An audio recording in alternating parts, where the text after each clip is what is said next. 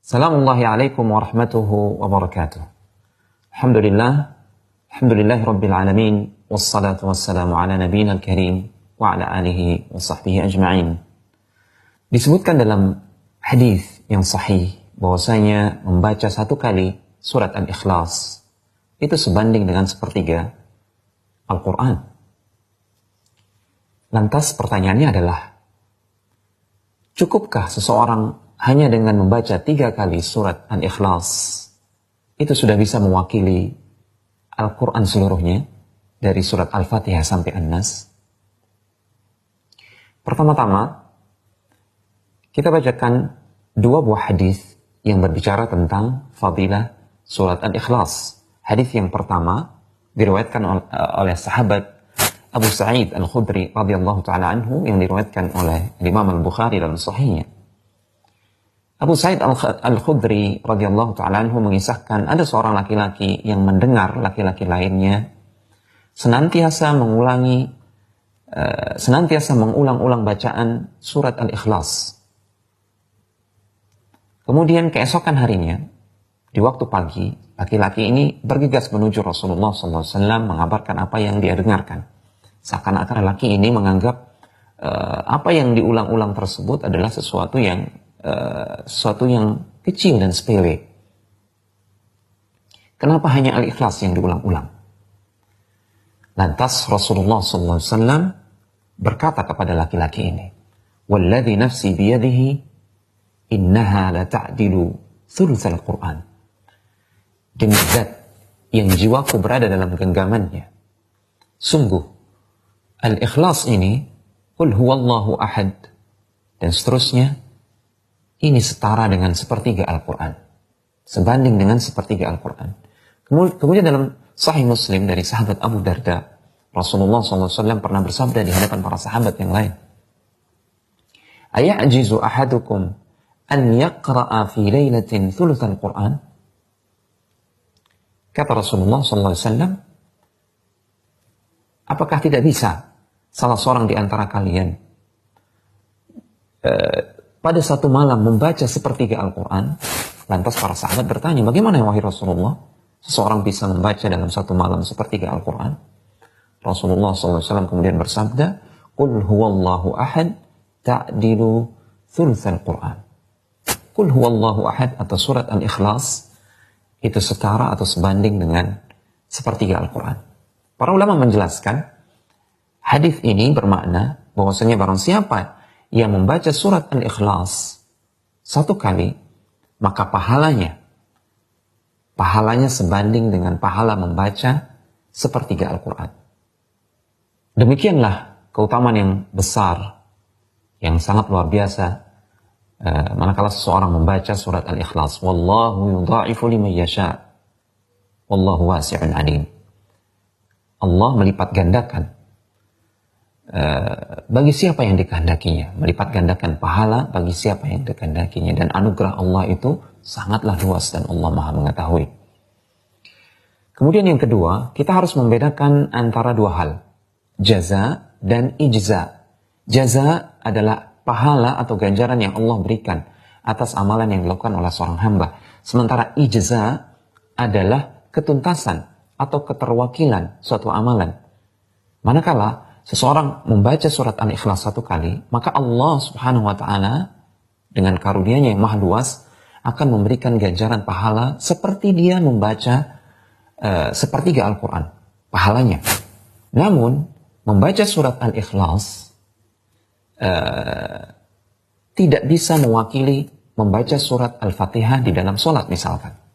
Andai kata seseorang membaca surat Al-Ikhlas 3 kali dalam sholat, lantas dia tidak membaca surat Al-Fatihah, sekalipun pahala dia membaca 3 kali surat Al-Ikhlas tersebut setara dengan pahala membaca Al-Quran seluruhnya, itu tidak bisa mewakili bacaan surat Al-Fatihah yang dia merupakan rukun sholat. Ini yang disebut dengan ijza. Kita harus bisa membedakan antara keduanya. Sama seperti seseorang yang bernadar akan membaca Al-Quran seluruhnya 30 juz. Nadar ini tidak bisa digantikan dengan hanya membaca 3 kali surat Al-Ikhlas. Ini yang dimaksud dengan ijza. Kemudian saudara-saudaraku yang dimuliakan Allah Subhanahu wa taala, kita tidak boleh salah faham terkait hadis ini yang menjelaskan tentang keutamaan surat Al-Ikhlas. Bukan berarti kita tidak butuh untuk membaca surat-surat yang lain. Karena sebagaimana yang diungkapkan oleh Syekhul Islam Ibnu Taimiyah dalam kitab Majmu' al-Fatawa, pahala itu selain bertingkat-tingkat, dia juga berjenis-jenis. Ya.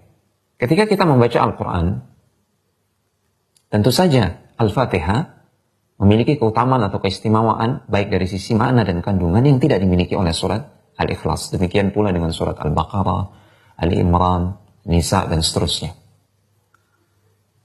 Di satu sisi, Al-Quran secara makna, secara kandungan, secara substansi dibagi oleh para ulama menjadi 3 bagian besar. Yang pertama, Al-Quran itu mengandung tauhid, akidah. Yang kedua, mengandung al-ahkam, perintah dan larangan. Kemudian yang ketiga, Al-Quran itu mengandung al-wa'd wal-wa'id, janji dan ancaman. Di situ Allah Subhanahu wa taala bercerita tentang adab-adab yang menimpa umat-umat terdahulu. Kemudian Allah juga bercerita tentang janji-janjinya kelak di akhirat. Berisi al-wa'd wal-wa'id.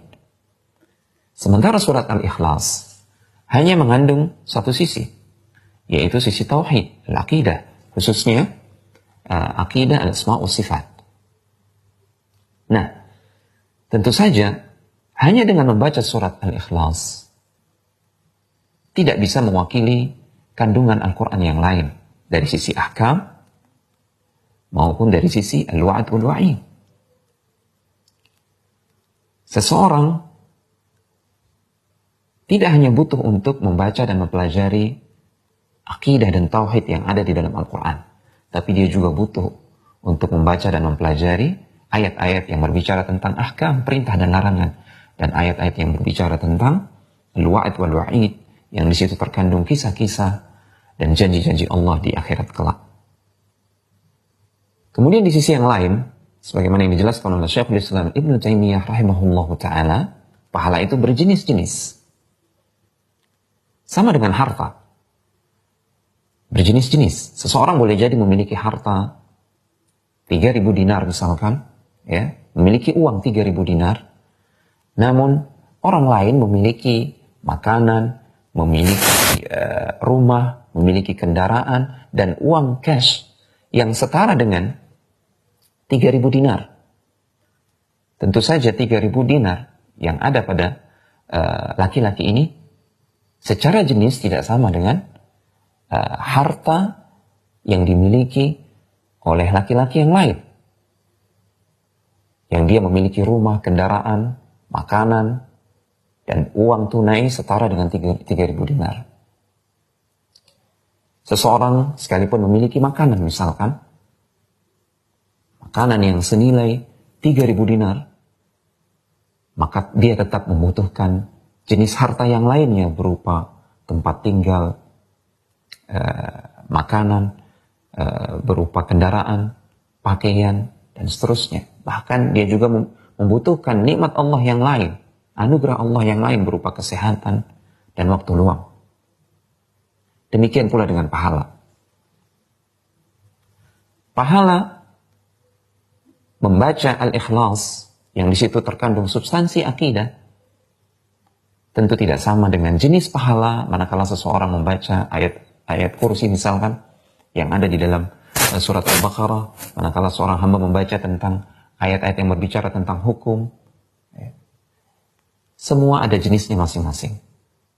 Sehingga kata para ulama, tidak bisa seseorang hanya mencukupkan diri dengan surat Al-Fatihah, kemudian dia meninggalkan membaca Al-Quran, surat-surat yang lainnya. Namun jika seseorang menginginkan pahala secara kuantitas, maka silahkan. Dia mencontoh sahabat yang mengulang-ulang surat Al-Ikhlas untuk mendapatkan pahala setara dengan membaca sepertiga Al-Quran. Semoga memberikan manfaat. Semoga Allah Subhanahu wa taala memberikan kita taufik untuk beramal saleh di atas ilmu dan keikhlasan. Wassalamualaikum warahmatullahi wabarakatuh. wabarakatuh.